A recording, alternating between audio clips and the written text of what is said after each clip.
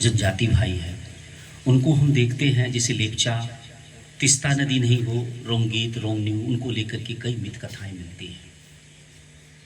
नदियों के प्रति पूरी दुनिया में एक चेतना है, लेकिन भारत में एक विशेष चेतना है।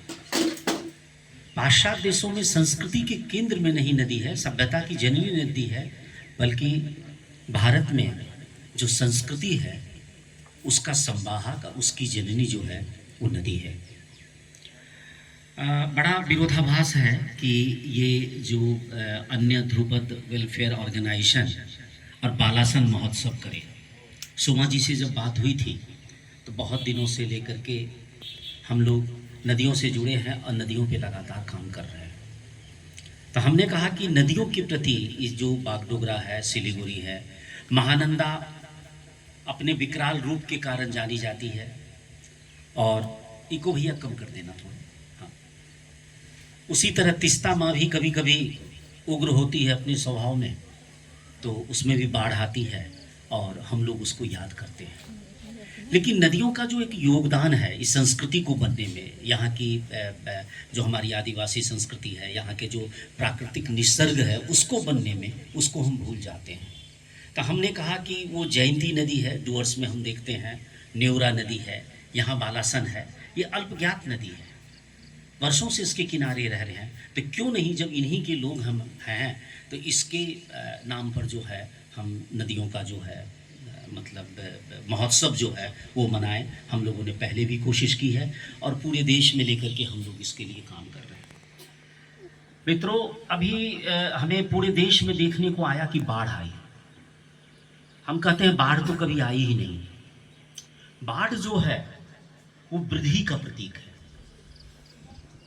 और बाढ़ इस तरह से आपको काटने लगी, बाढ़ से इस तरह की आपको दिक्कत होने लगी, तो ये नदी और मानव समाज के बीच का टकराव है कि धन की बाढ़ हो, कोई भी बाढ़ हो, विद्या की बाढ़ आ जाए आपको तो बहुत अच्छी बात हो गई। लेकिन जब नदी में बाढ़ आती है तो फिर ये आपको पैनिक लगने लगता है। हमें लगता है बाढ़ तो कभी आई नहीं। कुल और किनारों की मर्यादाओं को तोड़ना नदी का धर्म है। जो नदी बाढ़ नहीं लाती है, भारतीय ज्ञान परंपरा में उसे बांझ कह दिया गया है, क्योंकि अतिरिक्त पानी तो वो लाती नहीं। इसीलिए नदी ये बाढ़ का, अब क्या हो गया है, नदियों का इंक्रोचमेंट हो रहा है। देखिए बालासन को क्या उसकी स्थिति हो गई है, उससे बालू की निकासी हो रही है, शहरों का विस्तार हो रहा है, लोग घर बना रहे हैं। तो आप नदियों के रास्ते में खड़े हैं, बस गए हैं, और नदी अपना धर्म जब निभाती है, उसमें जब पानी आता है तो आपको लगता है बाढ़ आ गई, और आप सोसाइटी के सामने इंटरप्रेट करते हैं। तो ये जो नदी और समाज आमने सामने है, इससे हमें बचना होगा। नदी और समाज को आमने सामने नहीं होना है। हमारे पुरखे नदियों के किनारे उस नदी के लाभ के लिए ही बैठे हुए हैं। सारी, भाभा, भटियाली जो है इस अंचल का नाम, भाव प्रदेश, भाट प्रदेश, ये सारे शब्द जो बने हैं ये नदी जनित है। तो नदी ही तो हमारी संस्कृति की जननी है। हम देख रहे हैं मल्ली की कहानी जानते हैं, रोमनी और रंगीत की कहानी जानते हैं। मतलब है कि आप नदियों में तैर रहे थे, और मैं कहता हूं कि तैरने वाला समाज डूब रहा है। वैचारिकी में आप डूब रहे हैं, मगन नहीं हो रहे हैं, डूब के आप मर रहे हैं। तो ये स्थिति नदी और मानव के बीच की जो टकराहट है उसको हमें समाप्त करना होगा। हम साधुवाद देते हैं सोमा जी को, उसकी पूरी टीम को, कि संस्कृति मंत्रालय ने हमें सहयोग और समर्थन की भी आशा दी है, जो हमें भविष्य में मिलने वाला है, कि हम बालासन उत्सव कर रहे हैं। सभी लोगों से निवेदन है कि केवल ये बालासन नहीं, जितनी भी नदियाँ हैं, छोटी छोटी नदियाँ, उनके नाम पर भी हमारे देश में महोत्सव होनी चाहिए, उनका सांस्कृतिक सर्वेक्षण होना चाहिए। जब तक ये नदियाँ रहेगी तब तक हमारा समाज और हमारी संस्कृति रहेगी। मित्रों, चूँकि मैं पुनः नहीं आऊँगा, मैं अपनी बात यहीं समाप्त करूँगा। हमने जो इस Himalayan heritage research and development society को बनाया है, इनका मूल उद्देश्य जो है, इसका जो मूल उद्देश्य है, हम हिमालय में, तिब्बत में नदियों को लेके काम कर रहे हैं। हमारा एक ग्रुप है जो तिब्बत में, भूटान में, नेपाल में पिछले 30 वर्षों से हम काम कर रहे हैं, कोसी को लेकर के विशेष रूप से। अब एक तथ्य ये है कि तिब्बत जैसे छोटे देश को, बड़े शांति प्रिय लोगों को चीन ने अपने स्वायत्त क्षेत्र में रखा है। हम लोगों ने बहुत सोचा। तिब्बत जो है वो एशिया का वाटर टावर है, यानी पानी टंकी है। 86 रिवर तिब्बत से जो है, मंगोलिया से लेकर के और साउथ एशिया के सभी देशों में पानी तिब्बत की पठार से निकलने वाली नदियों से पहुंचता है। चीन का मकसद था और कामयाब भी हुआ कि मिशन 2026 तक वो लगभग 86 में से 56 रिवर पे हाई डैम बना लेगा और बना लिया है। और हाई डैम का क्या पर्पस है? ये अर्थक्वेक के लिए बहुत सेंसिटिव जोन है। अगर कभी हिमालय में किसी भी तरह का भूचाल आएगा तो पूरा उत्तर बिहार और उत्तर बंग 20 फीट पानी के नीचे होगा। अभी तत्काल अरुण कोसी में इतना पानी, गूगल पे जाइए, स्टोर करके इन्होंने रखा हुआ है। तो दरअसल हमारा जो ये Himalayan heritage research and development society है, इसका मूल उद्देश्य नदियों का संरक्षण और नदी के प्रति समाज को जो है वो अवेयर करना था। तो हमने एक सांस्कृतिक मुखौटा बनाया।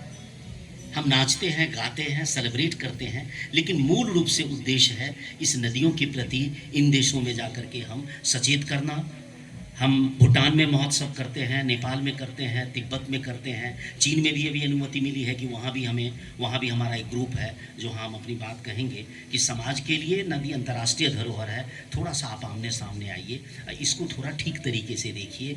हमारे पास और दिक्कत है, या IITs हैं, इंजीनियरिंग कॉलेज हैं। बंगाल में देखिए नदी और एम्बैंकमेंट और बांध को लेकर के कितने वर्षों से हम काम कर रहे हैं, लेकिन यहाँ के इंजीनियरिंग कॉलेज में जो सिविल इंजीनियर है वही रिवर एक्सपर्ट्स है। रिवरोलॉजी की पढ़ाई नहीं है, बहुत मुश्किल है। IITs में, खड़गपुर IITs में पढ़ाई नहीं है। तो आप चाहते क्या है? वहाँ क्या है?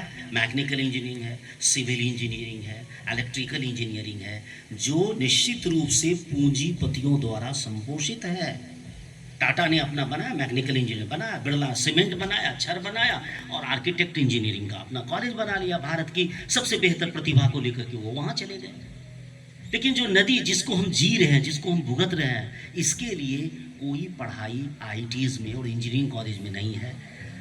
हमने कोसी नदी पर जब काम किया 20 वर्षों तक, 8 बार अभी तक वो एम्बैंकमेंट टूटा है। 2 लाख लोग सरकारी रिकॉर्ड के अनुसार डूब के मर गए उस नदी में।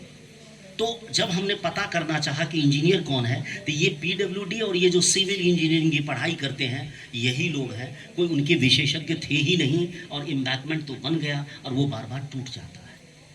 तो ये एक चीज़ है कि नदी मातृक हमारी संस्कृति है। नदियों को हम देखेंगे। सोनम छरिंग लेप्चा जी पद्मश्री थे और बड़े लंबे समय तक लेप्चा आइकॉनिक को आप सभी लोग जानते होंगे। जब एक बार चीन ने कहा कि भाई हम सिक्किम तक हम आते हैं, हमारा सीमा क्षेत्र, तो हम सभी जानते हैं कि ये जो रोंगीत और रोंगन्यू है, तीस्ता नदी, ये गुरुदंगमार लेक से ऊपर से आ रही है।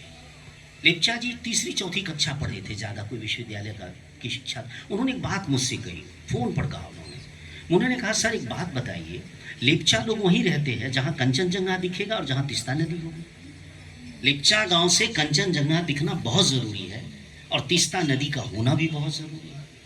तो गुरुदंगमार लेक से जब ये नदी बांग्लादेश की तरफ जा रही है तो पूरी लेप्चा संस्कृति ऊपर से नीचे की तरफ आ रही है।